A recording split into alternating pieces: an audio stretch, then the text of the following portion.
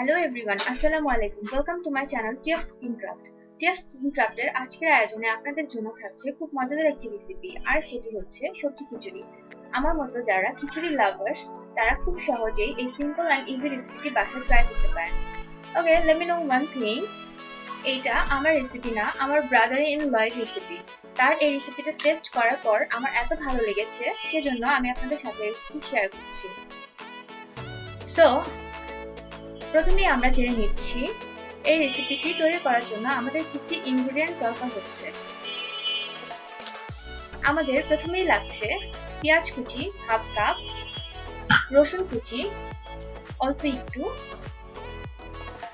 আলু মিডিয়াম সাইজের একটা, ঢেঁড়স হাফ কাপ, টমেটো একটা, বরবটি হাফ কাপ, কাঁচামরিচ 3-4টা, ঝুঁকিনি হাফ কাপ, কুমড়া হাফ কাপ, পুঁই শাক হাফ কাপ, আদা রসুনের পেস্ট হাফ টেবিল স্পুন, হলুদের powder half tablespoon, and জিরার গুঁড়া হাফ টেবিল স্পুনের একটু কম, লবণ স্বাদ অনুযায়ী। রেগুলার তেল ইউজ করবো আমি খিচুড়ি তৈরি করার জন্য। এন্ড মূল উপাদান হচ্ছে 1 কাপ চাল এন্ড 1 কাপ ডাল। ওকে, এবার আমরা চলে যাই মূল রান্নায়। প্রথমে আমরা রান্না করার জন্য 3-4 টেবিল চামচ তেল ঢেলে নিচ্ছি। আমরা এখন তেলে রসুনের কুচিগুলো ভেজে নিচ্ছি। রসুনের কুচির সাথে এবার আমরা পেঁয়াজ কুচিটা অ্যাড করে দিব, দেন সাথে কাঁচামরিচ। পেঁয়াজটা আমি ব্রাউনিশ কালার হওয়া পর্যন্ত নেড়ে চেড়ে ভেজে নিব।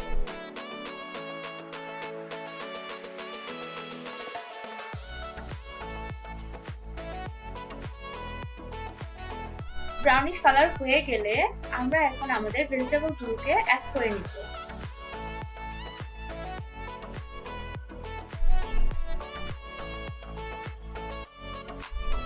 এবার পেঁয়াজের সাথে আমি আমার ভেজিটেবল গুলোকে একসাথে হালকাভাবে নেড়ে মিক্স করে নিব।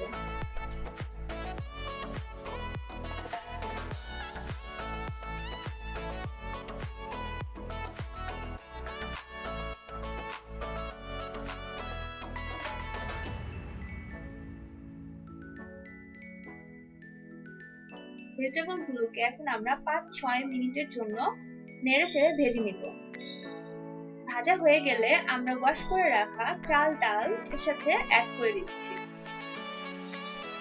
এবার ভালো করে নেড়ে চেড়ে মিক্স করে নিব। মিক্স করা হয়ে গেলে আমি এটাকে 5-6 মিনিটের জন্য আবার ভালো করে ভেজে নিব।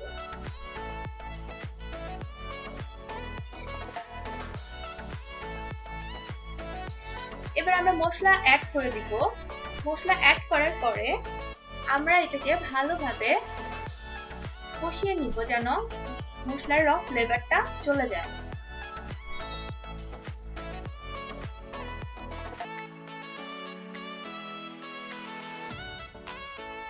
এবার আমরা পরিমাণ মতো পানি অ্যাড করে নিব।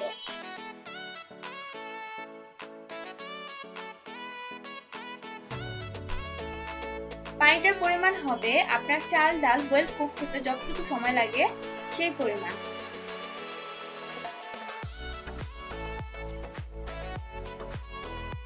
পানি অ্যাড করা হয়ে গেলে এবার আমরা আরেকটু নেড়ে চেড়ে সবকিছু মিক্স করে নিব। মিক্স করা হয়ে গেলে আমরা এবার এটা ঢেকে দিব বলক আসার আগ পর্যন্ত।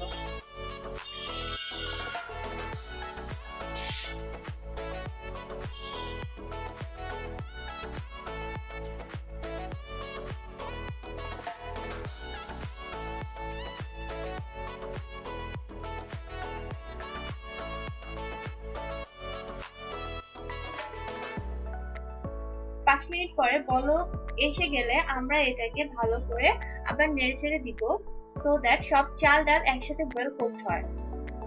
এরপর 10 থেকে 15 মিনিট আমরা এটাকে ঢেকে রেখে দিব। 10 থেকে 15 মিনিট পরে আমরা ফিরে এসেছি। দেখতে পাচ্ছেন খিচুড়িটা খুব সুন্দর হয়ে গেছে। এই খিচুড়িটা আমরা একটু পাতলা খেতে পছন্দ করি। সো এই পর্যায়ে এসে আপনারা যদি চান তাহলে আর একটু পানি কমিয়ে নিতে পারেন, বাট মনে রাখবেন এই খিচুড়িটা পাতলা অসম্ভব মজা। সো এখন দেখতেই পাচ্ছেন খুব সহজেই মজাদার খিচুড়িটা রান্না হয়ে গেল। এই খিচুড়িটা আমরা আচার এবং ডিম ভাজার সাথে খেয়ে থাকি। ডিম ভাজা এবং আচার এই খিচুড়িটার স্বাদ 10 গুণ বাড়িয়ে দেয়। Okay, that is our Shobji Khichuri. Hope you like my video. If you like my video and want to see more recipes, please subscribe my channel. Allah Hafiz.